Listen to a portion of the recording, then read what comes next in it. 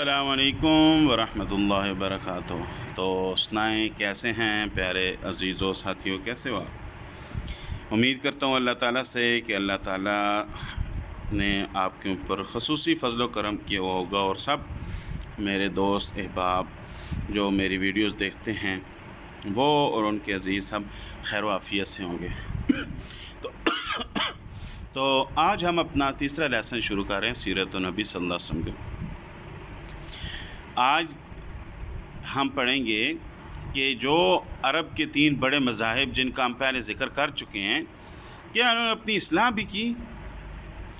تو کہتے ہیں کہ یہودیت، نصرانیت اور مجوسیت عقلی بلندی پرواز کے معراج الحاد تھے، لیکن اس کا نتیجہ کیا تھا؟ عقائد کے لحاظ سے یا تو خداؤں کی وہ کثرت جس کو نصرانیت نے بہت گھٹایا تاہم 3 کی تعداد سے کم نہ کر سکی، اس کے ساتھ ایک اعتقاد کہ حضرت عیسیٰ علیہ السلام، یہ ان کا عقیدہ تھا کہ عیسیٰ علیہ السلام جو ہیں خود سولی پر چڑھ کر تمام بنی آدم کے گناہوں کا کفارہ بن گئے۔ یعنی کہ حضرت عیسیٰ علیہ السلام جو تھے، ان کا عقیدہ یہ تھا لوگوں کا کہ حضرت عیسیٰ علیہ السلام سولی چڑھ گئے، جبکہ ہمارا عقیدہ یہ ہے، مسلمانوں کا عقیدہ یہ ہے کہ حضرت عیسیٰ علیہ السلام کو اللہ تعالیٰ نے کیا کیا ہے؟ اللہ تعالیٰ نے ڈائریکٹ اپنے پاس بلا لیا ہے، یعنی کہ آسمان کی طرف لے گئے اللہ تعالیٰ ان کو، اور قیامت سے پہلے اللہ تعالیٰ ان کو حضرت محمد مصطفیٰ صلی اللہ علیہ وسلم کا امتی بنا کر دوبارہ زمین کے اوپر بھیجیں گے۔ اور اسی طرح ایک روایت یہ بھی آتی ہے کہ تمام انبیاء کرام جو تھے وہ اللہ تعالیٰ سے یہ دعا مانگتے تھے کہ اللہ ہمیں آخری پیغمبر حضرت محمد مصطفیٰ صلی اللہ علیہ وسلم کا امتی بنا۔ تو ان تمام پیغمبروں میں سے حضرت عیسیٰ علیہ نبینا کی جو ہے وہ دعا قبول ہوئی، اور اللہ تعالیٰ نے ان کو حضرت محمد مصطفیٰ صلی اللہ علیہ وسلم کا قیامت سے پہلے جو ہے وہ امتی کے طور پہ واپس دنیا میں بھیجیں گے۔ مگر عیسائیوں کا عقیدہ یہ تھا کہ ان کو سولی پر چڑھا دیے گئے، اور ان کو سولی پہ اوپر جو چڑھایا گیا ہے، یہ جو اتنی بڑی قربانی بقول ان کے جو دی گئی ہے، اس کے بدلے میں تمام بنی آدم جتنے بھی لوگ ہیں، اللہ تعالیٰ نے ان کے گناہوں کا کفارہ ادا کر دیا۔ یا پھر توحید تھی، لیکن خدا اس قسم کا تھا جو آدمیوں سے لڑائیاں کرتا تھا۔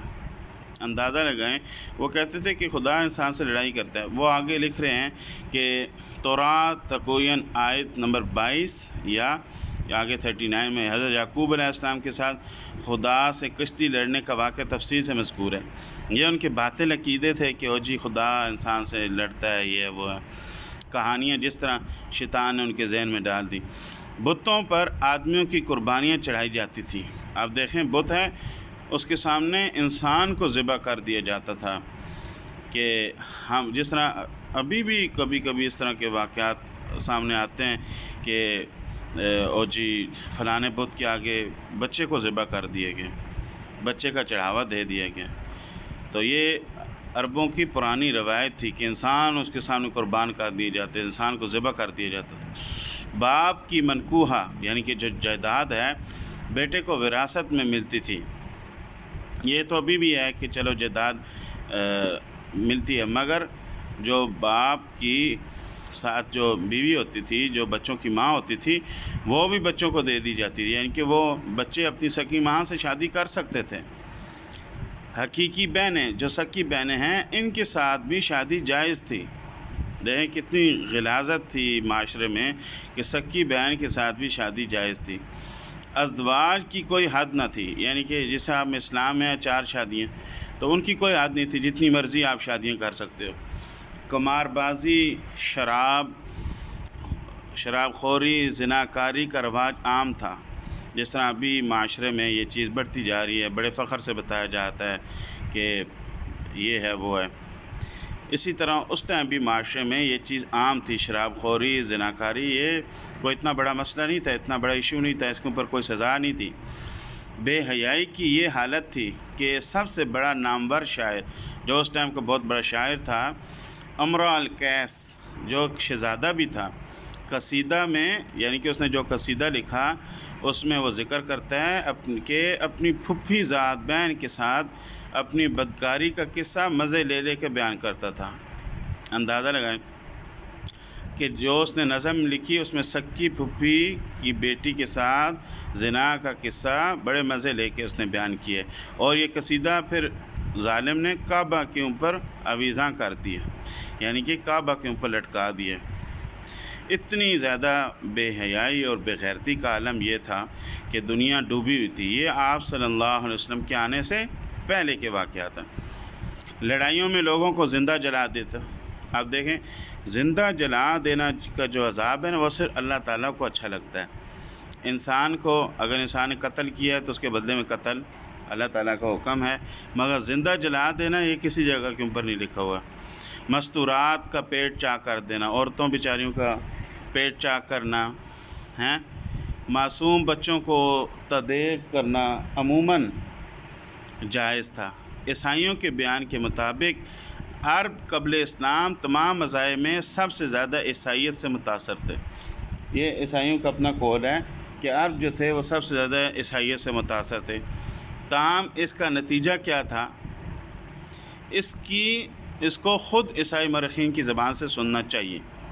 ایک عیسائی مورخ لکھتا ہے کہ عیسائیوں نے عرب کو 500 برس تعلیم و تلقین کی، اس پر بھی خال خال عیسائی نظر ہے، یعنی کہ 500 سال تک عیسائیوں نے تبلیغ کی، اپنے دین کی پرچار کی، مگر کیا ہوا کہ کوئی اکا دکا عیسائی نظر آتے تھے، یعنی بنو حارث، بنو حنیف یمامہ میں ہیں، اور کچھ بنی طے میں عیسائی تھے، باقی پورے عرب میں عیسائی نہیں تھے، بہت کم۔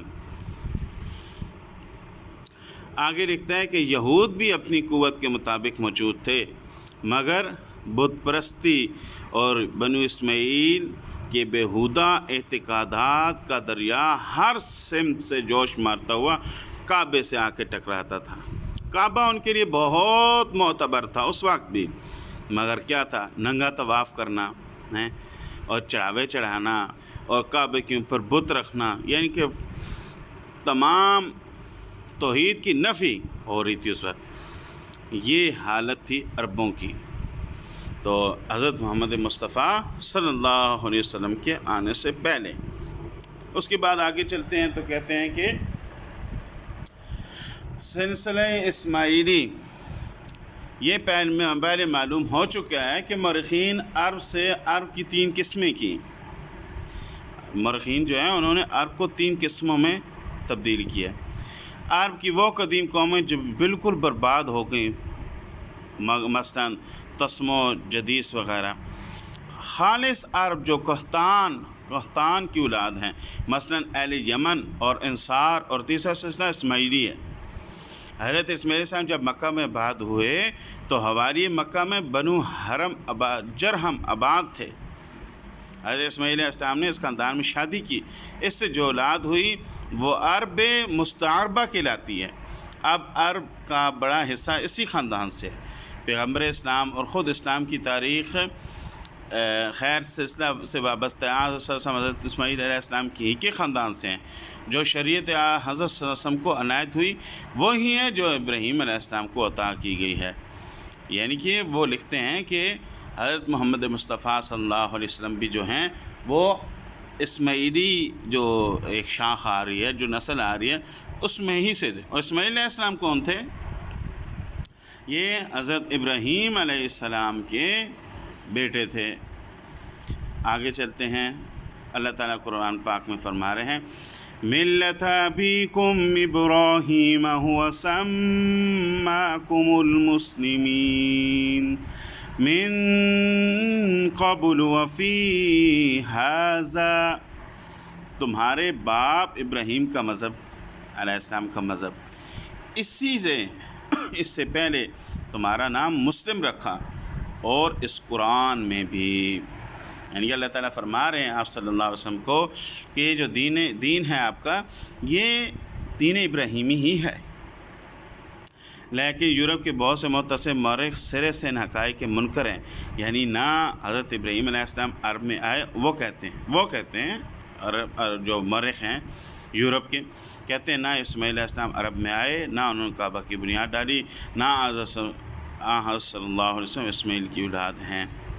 ان کو بکواس کرتے ہیں، کہتے ہیں کہ ان کو کیا لگے یورپ میں بیٹھ کے باتیں کرنا، وہ ہماری ثقافت اور ہمارے اس چیز سے واقف ہیں، یہ کہانیاں کرتے ہیں۔ چنانچہ ان مباحثت نے، اور یورپ ابھی کیا کہتے ہیں وہ ملے ہی ابھی ہے، امریکہ کی اور یہ یورپ کے بہت سارے ممالک کی تو ابھی ملے ہیں، جن کی کوئی تاریخ 400-500 سال سے زیادہ ہے ہی نہیں۔ چنانچہ ان مباحثت نے مذہبی تعصب کی صورت اختیار کر لی، اس لیے یہ توقع مشکل ہے کہ ہم اس بحث کو اس طرح طے کر سکیں گے کہ استدلال کی بنیاد یورپ کے مسلمات پر رکھی جائے۔ جو واقعات مختلف فی ہیں بہت ہیں، لیکن اصولی امور صرف دو ہیں، جن میں دو فریق کا کوئی قدر مشترک نظر نہیں آتا۔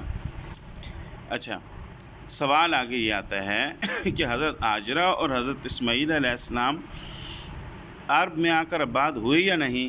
حضرت اسماعیل علیہ السلام، حضرت ابراہیم علیہ السلام نے حضرت اسحاق علیہ السلام کو قربانی کرنا چاہا تھا یا اسماعیل علیہ السلام؟ بہت بڑے سوال ہیں کہ حضرت ابراہیم علیہ السلام، آج تک ہم نے یہی سنا کہ اسماعیل علیہ السلام کی قربانی دی یا اسحاق علیہ السلام۔ قرآن پاک میں تو اسماعیل علیہ السلام کا ہے۔ حضرت اسماعیل علیہ السلام کہاں آباد ہوئے؟ ٹھیک ہے، اب قرآن پاک میں صاف اللہ تعالیٰ نے کہا، حضرت ابراہیم علیہ السلام بتایا کہ بعد میں اللہ تعالیٰ کو یہی صحیح ہے، جیسا کہ آیت میں صاف ظاہر ہے۔ اللہ تعالیٰ قرآن واضح ہے کہ اسماعیل علیہ السلام کی قربانی ہوئی ہے۔ اچھا، اسماعیل علیہ السلام کے بارے میں ہے کہ اسماعیل علیہ السلام کہاں بات ہوئے؟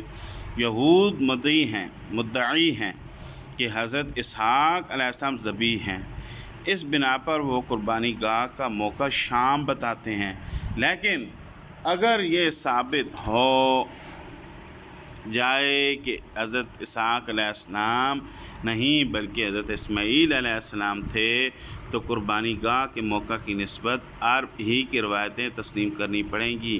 اس حالت میں تاریخ کی تمام کڑیاں متصل ہو جائیں گی۔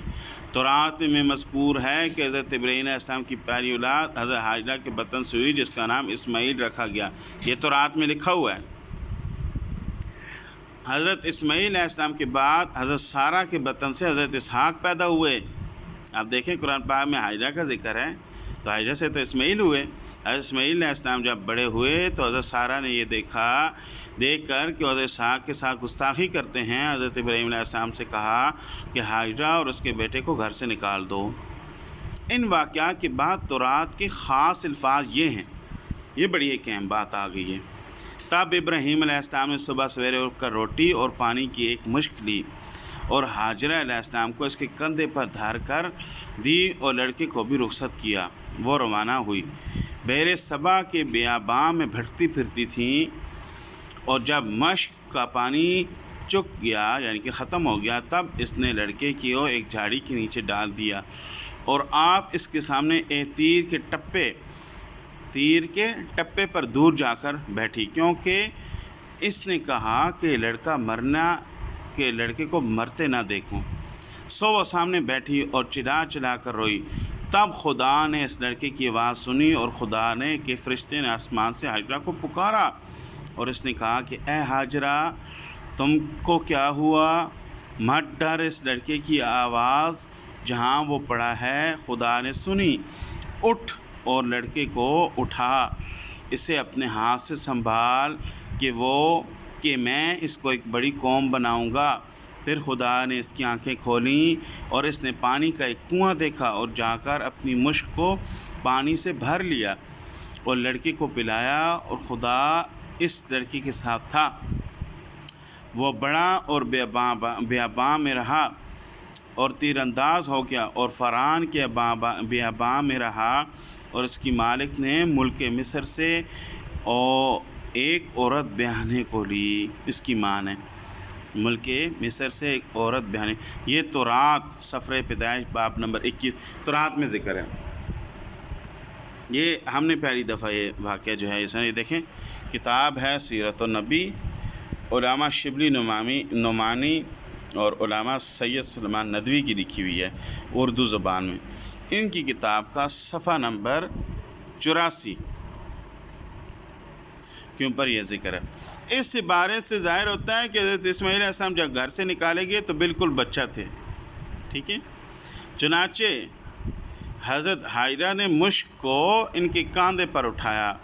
عربی تورات میں صاف یہ الفاظ ہیں، حضرت ابراہیم علیہ السلام مشک اور بچہ دونوں کو حاجرہ کے کندھے پر رکھا، لیکن تورات میں بھی یہ مذکور ہے کہ حضرت اسماعیل علیہ السلام پیدا ہوئے تو حضرت ابراہیم علیہ السلام کی عمر 86 برس کی تھی، اور جب حضرت ابراہیم علیہ السلام حضرت اسماعیل علیہ السلام کا ختنہ کیا تو حضرت اسماعیل علیہ السلام کی عمر 13 برس کی، اور حضرت ابراہیم علیہ السلام 99 برس کے تھے۔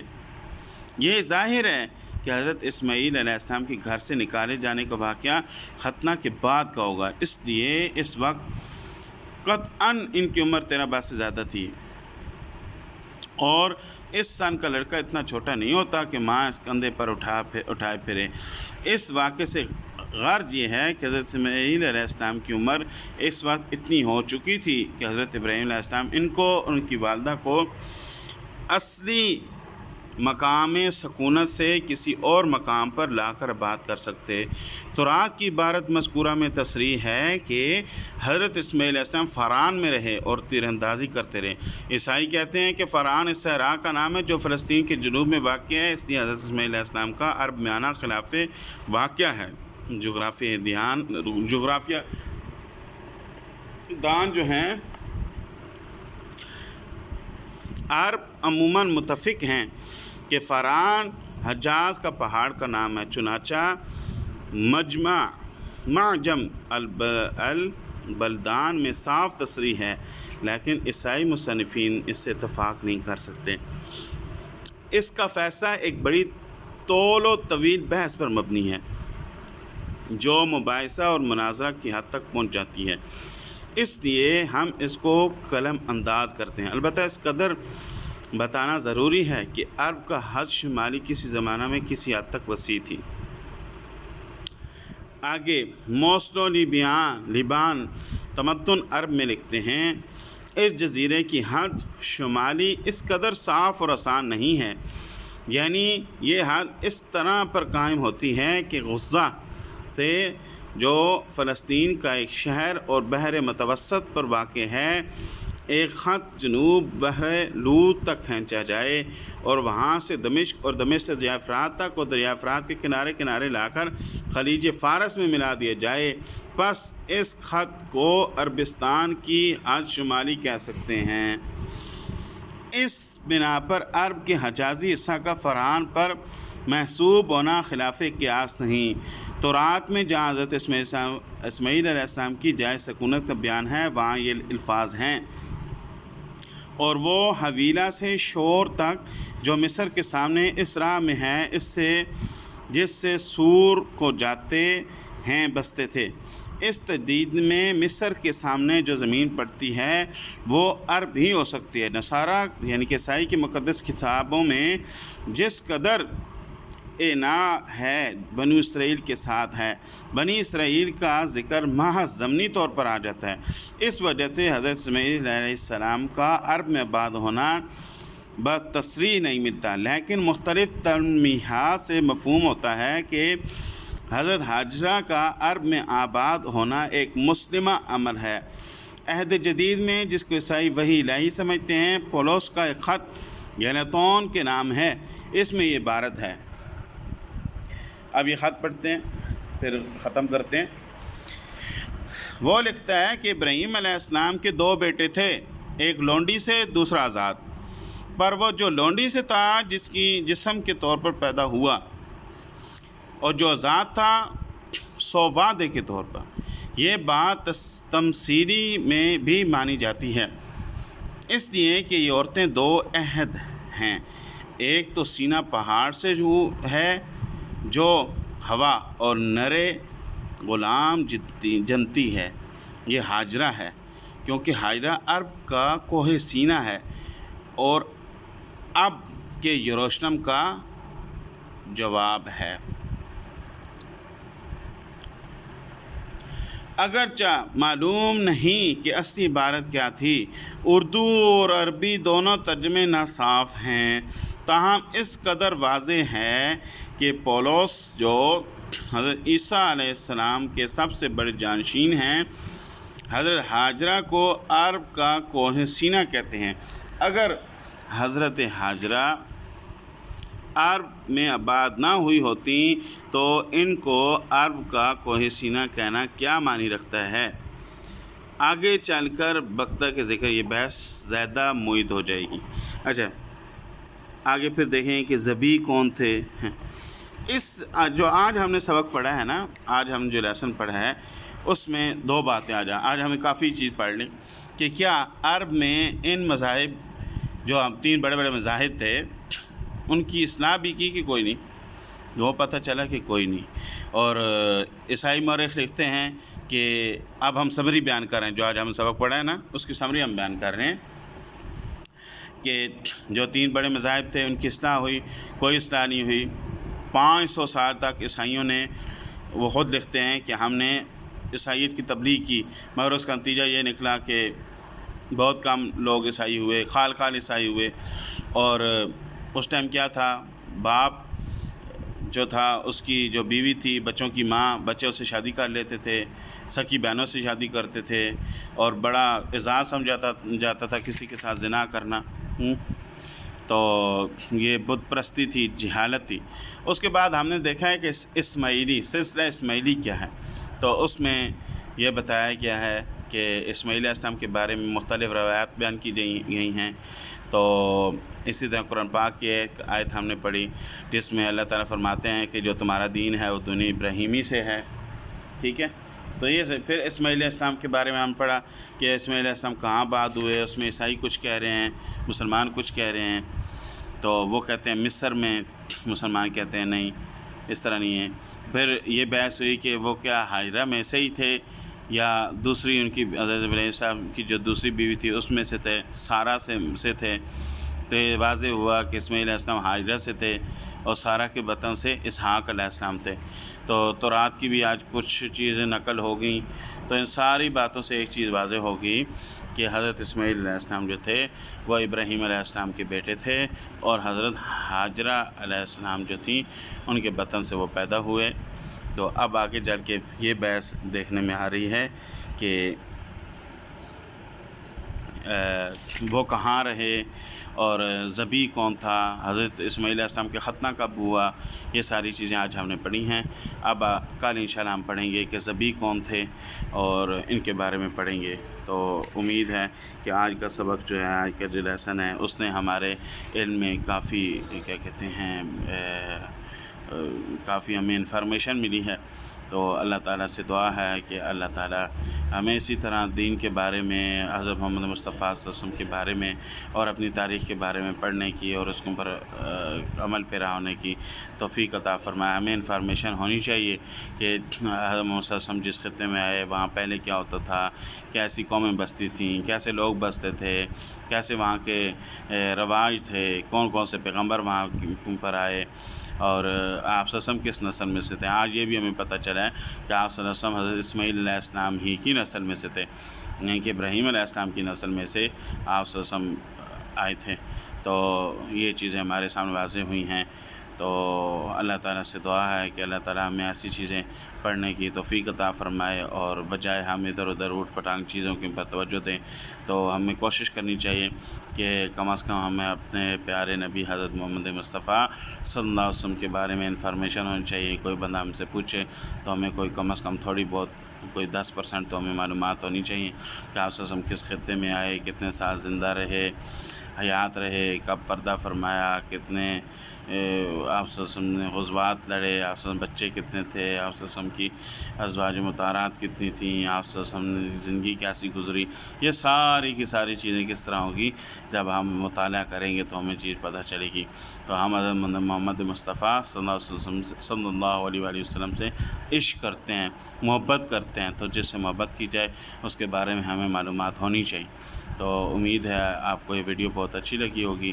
تو مجھے دعا میں یاد رکھیے گا، اللہ تعالیٰ آپ کو خوش رکھے، اللہ تعالیٰ آپ کو کسی کا محتاج نہ کرے، اللہ تعالیٰ آپ کو دنیا آخرت میں کامیابی عطا فرمائے، اللہ تعالیٰ دنیا آخرت میں عزت عطا فرمائے، اور جب آپ کا آخری وقت آئے تو آپ کی زبان کے اوپر اللہ تعالیٰ اشہد ان لا الہ الا اللہ وحدہ لا شریک لہ واشہد ان محمدا عبدہ ورسولہ، یہ آپ کو پڑھنے کی اللہ تعالیٰ توفیق عطا فرمائے اور ایمان کے ساتھ آپ کی موت ہو۔ وما علینا الا البلاغ۔